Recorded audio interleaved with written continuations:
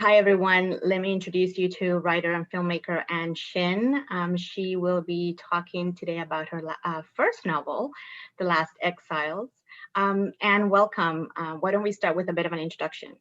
Sure. Hey, Heidi. It's so great to be back. Yeah, I'm a writer and filmmaker. I grew up on a farm on the West Coast, and I live in Toronto. And The Last Exiles is a novel about um two North Koreans who escape from their country, and it's about a moment in time where they realize that what the world they've been living in, it's all been a lie. You know, what happens when you realize that the way you can't live the way you have been living anymore. It's a radically kind of transformative moment, and they undergo that, and it sends them off on a 3,000-mile journey into the underground in China, where they end up dealing and meeting with human smugglers and traffickers. And there's also an underground network of people actually helping North Koreans as well. So this novel is a bit of an adventure tale, but a love story, and it's about the love and the price of freedom. Such a great summary. And I always like to ask the writer to summarize the work because it's near and dear to you, but it's also, we need to kind of understand where you're coming from in terms of wanting to tell this story.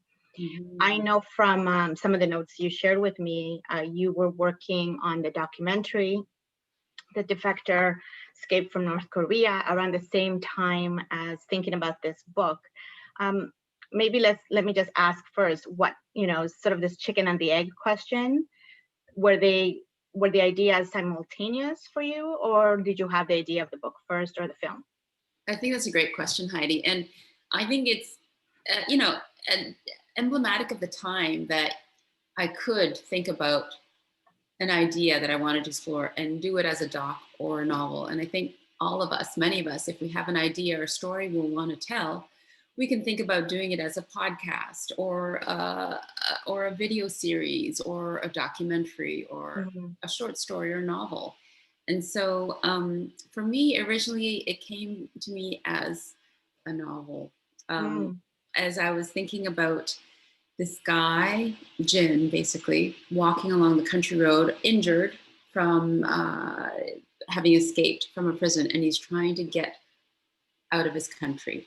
And just that feeling of being alone with an expansive countryside around you, not knowing which way is out, but you're going to try and get there. And this determination and this drive to find freedom. That was the impulse for the book.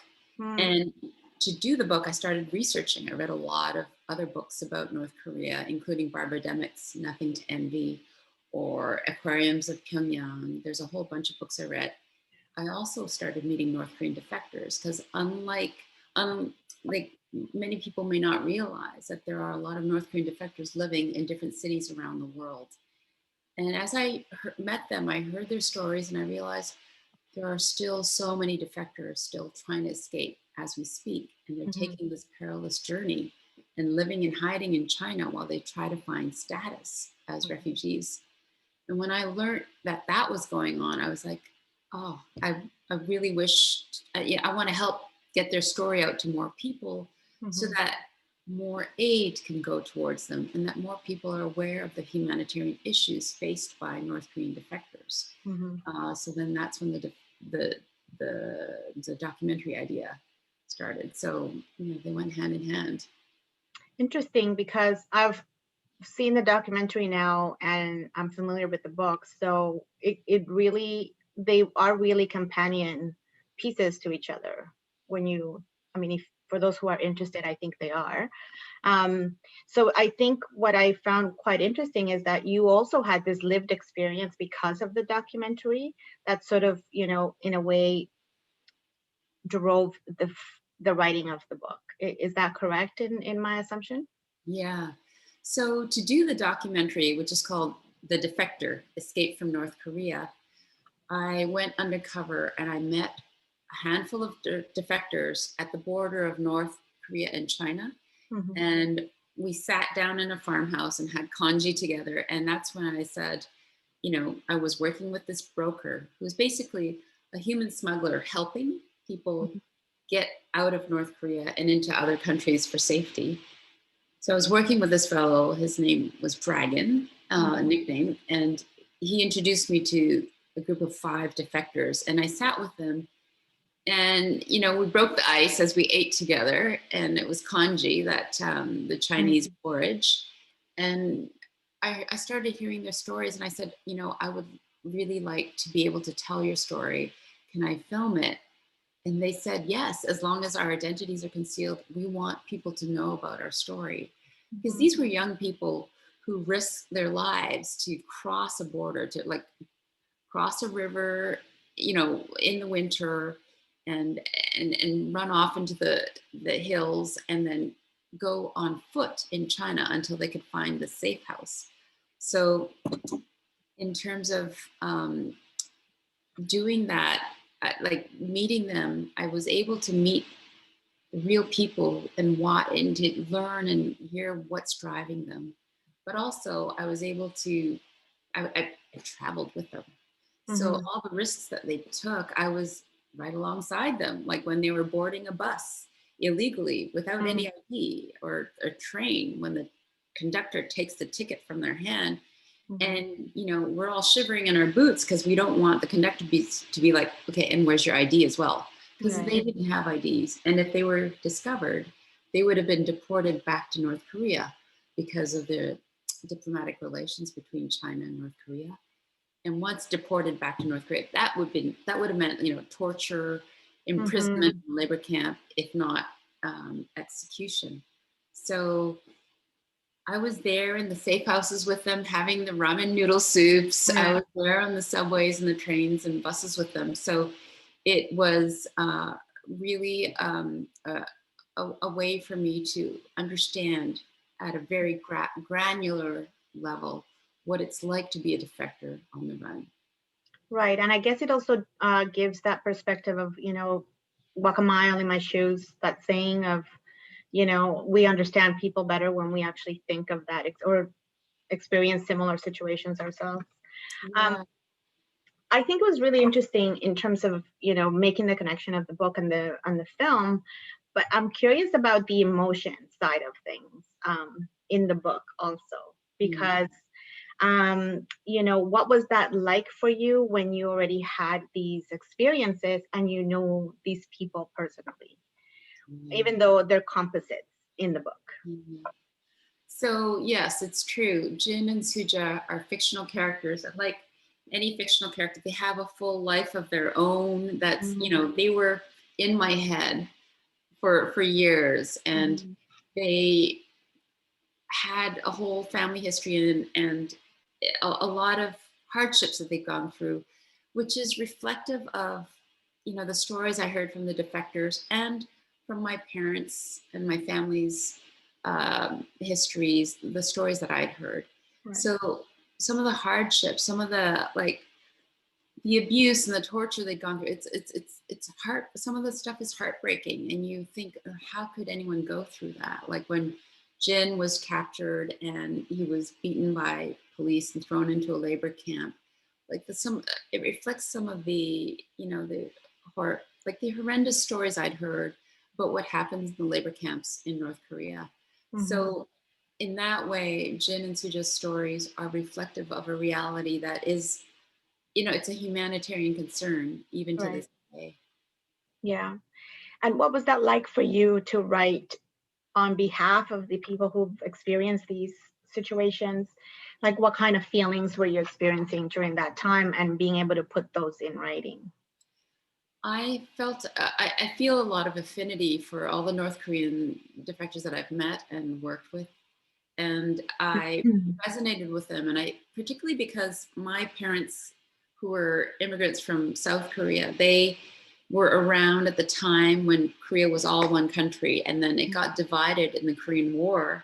So even within my own family, my aunt and uncle, who were socialists at the time near the what is now the border, they were captured and tortured for being socialists, for basically being seen as commies, right? Communists. And they were just socialists wanting the best for all farmers around them. But so at that time, there was a lot of division between the communist forces and the democratic forces that were starting to divide up divide up Korea into North and South. And so the stories of the hardships that my family went through is something that, you know, I carry within me. But like a lot of us children of immigrants in this great country of ours, these stories are stories from another land. We didn't live in that time. There's a kind of nostalgia and longing for it, but we can't ever really go back to that country and see it again, right? And yet it's really kind of part of what flows in our veins, right? Because it's our parents' stories, and it's very vital to the sense of who they are, and they have passed that down to us. So for me, the story is reflective of that as well for my parents, and what's, you know, what I resonate with, because my parents, in a sense, even though they chose to immigrate, there was a lot of longing for the home country that they've gone through, that many North Korean defectors feel as well. Even though they're happy to be free and grateful to be free, they wish their country was one where they could have stayed with their loved ones and stayed in their hometowns, which they also loved. Right. Yeah, it's this sense of nostalgia, right? It's always, and the sense of connection. Your family's there, your roots are always going to be where you were born to some extent. So that's quite interesting, and it's interestingly captured in both the film and the book. I'm curious about what I'll get into Suja in a second, but I wanted to ask you about what it was like to write Jin and the perspective of, you know, the people, like the other male characters in the book. If you, you know.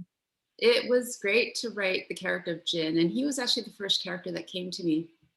He's a farm boy who studies really, really hard. Like when he was studying, he would write in such small scripts so that he could conserve the paper, so he could take notes and do exercises on the very little paper that he had. And so he came from a really poverty-stricken background, and he strives really hard to do well, and he manages to land a scholarship to Pyongyang. And so Jin is like the story of every kind of immigrant who has hope to do better, to lift themselves out of their own, you know, their background, and to find a better future for themselves and their kids. And so my heart is really, you know, I have a lot of warm feelings for Jin and his effort. And it's what happens during the course of the novel is that he ends up in a situation where like his ideals and his hopes are all compromised as he faces the reality of trying to live undercover in China. And he's faced with some real moral dilemmas about how to choose to live. And one of the things that comes up is like the thing his father told him, which is you need a little evil in your heart to survive. Right. And for many North Koreans, that's very true. For anyone who's in a life or death situation, they face some really hard choices. So that's something where Jin's journey really helps you explore some of these really compelling situations and think about how, you know, how would you respond, and to really kind of value what you do have. Yeah, I think so too. But I also think he's it's such a complementary relationship with him and Suja, right? Because she's also on the other side of this sort of coin. And I liked what you did in the book in terms of how they mirror each other in some respect. And I think, I don't remember which chapter it is, but in the initial chapters, they talk about feeling like they could see each other, or Suja says that she could see herself in him. And I think it aligns with values and like working hard, those kinds of things. So maybe let's talk about Suja a little bit and her resilience and strength. I'll do that. I just want to pick up what you said, like how, you know, how she feels seen or how she can see Jin. And isn't that what we all want? We just want to be seen and accepted, and we want to be able to see someone for who they are and to just feel tender and love for them, right? Tenderness and love for that person. So yeah, I'm glad you sense that between the two, because they have that. Even though Suja comes from an upper class background. So Suja is like, you know, the equivalent of someone with a silver spoon, born with a silver spoon in her mouth. Like her her parents are part of the intelligentsia in Pyongyang, and people may not realize this, but there's a growing middle class in North Korea. They have Hmm. cell phones that are, geo-blocked, but they Right. have cell phones. They go to ski resorts. They have a middle class life, and Suja has that, and she's connected to the national newspaper because her father is an editor there. Right. So she's way above Jin's league. But Jin's a smart guy and he's got a Yeah. sense of humor, and they banter, they cuss each other out, and Jin's got these country curses like she's like, oh, country bumpkin, you go back to where you came from. And he's like, Hmm. they have a rapport that goes beyond their class differences. And I think she recognizes his determination and his clarity and intelligence, and Right. he's just wowed by her intelligence. And the symbiosis is that even though he's from a small town, he really respects her and her desire to be a photojournalist, and Hmm. her aims for her life. So she finds support from Jin in a way that she hasn't really from any other man in her life, including her father, who loves her but Hmm. is very traditionally minded. Like they're just Yeah. grooming her to become married to the right party official. Right. Yeah, I really enjoyed the establishing of that relationship, and then it leads you to understand why they do what they do, trying to find each other again, right? Yeah, Uh, yeah. I don't want to give too much away because people should read the book. But Mhm. you talk a little bit about the language in the book, how they describe each other, and I do want to talk about how you came up with some of the phrases in what they were saying to each other because you grew up with sayings in Korean and the richness of Korean language. Can you talk a little bit about that? Sure. All our cultures, they have great sayings, right? I'm thinking of, Irish sayings. I've heard of some Tagalog sayings, and, Hmm. there's lots of Chinese sayings, and Koreans have a lot of sayings too. So when I was in the mindset of the characters, there were, sayings that I remember, but also just sayings that would come up because of the characters' journeys Hmm. that weren't necessarily sayings that I had learned when I was growing up, but I just made them up. Like, Hmm. you need an empty hand in order to hold something new. This is Right. something that Suja's mom says to her when she was younger. But Suja's hand really becomes truly empty when she Hmm. leaves her whole family and her life, Hmm. and she really does reach for something new, a very brand new, very different life. So that's, or things like what we talked about, like you need a little evil in your heart to survive, and Right. things Yeah. like Yeah. that. Yeah. Yeah. I found them really um, relatable to some extent too, because as you get to know the characters, you kind of create your own versions of them in your mind, and you can almost picture them saying it. So that's one aspect of the book that I really enjoyed. I think you have a lot of there's a visual sense to the way that you write. There's like imagery and a sense of place and time also.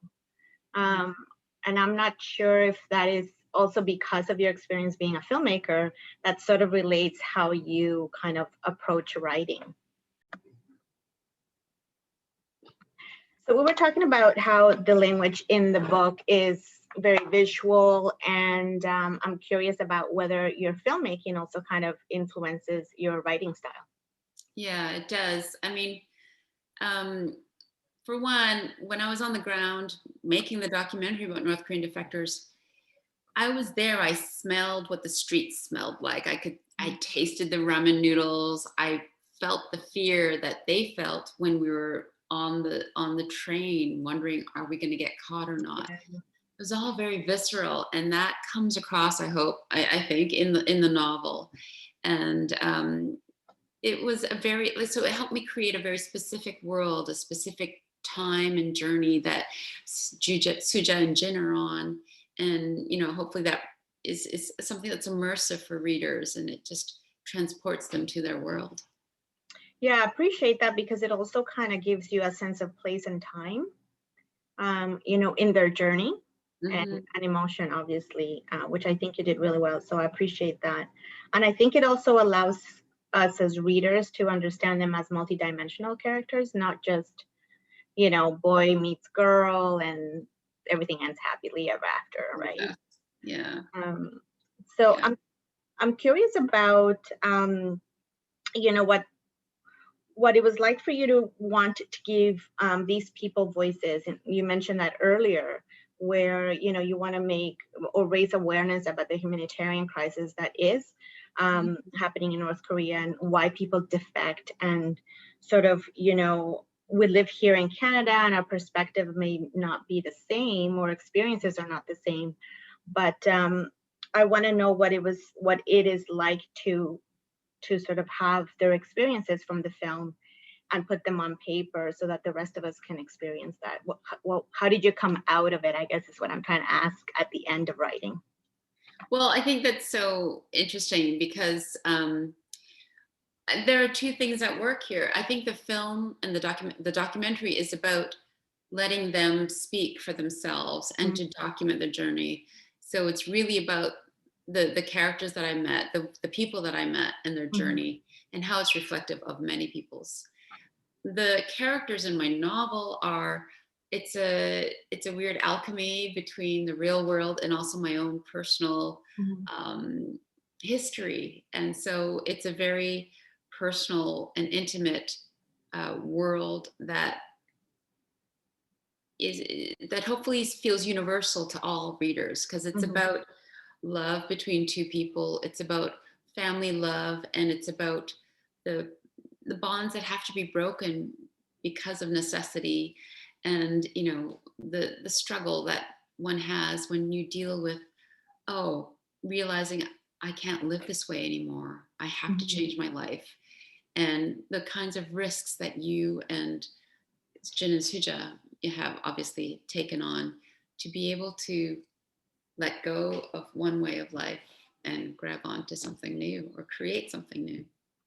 Yeah, I think it's great because it is sort of, even though aspects of the story may be sad at times, there's a lot of hopefulness and resilience throughout their journeys. So it kind of feels like there's a sense of empowerment to the characters also, as they kind of grow in this risky journey that they've taken. Yeah, it is. It's definitely a journey of growth. And, Jin makes some dubious choices because of the difficult moral choices that he's faced with.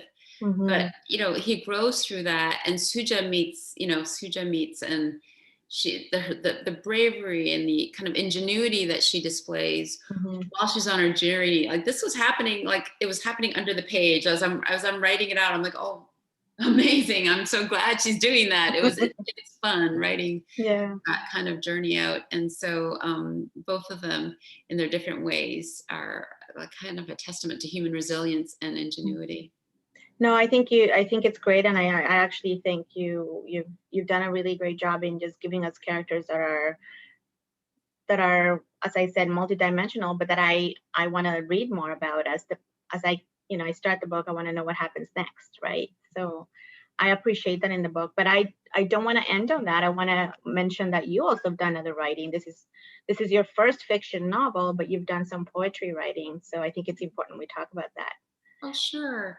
Yeah, I started writing as a kid on the farm. I wrote a poem about the sunset when I was 9 years old, and my dad sent it to the Langley Advance, I think it's called, or the Langley Herald newspaper, and it got published. And I was like, oh, one, my dad noticed my poem. Two, like the town paper took it, so I was pleased by that. And poetry is that kind of, it's my first impulse. It's kind of where, when you've got feelings that are mixed up and you can't really express them, for Mhm. me, it comes out in poetry.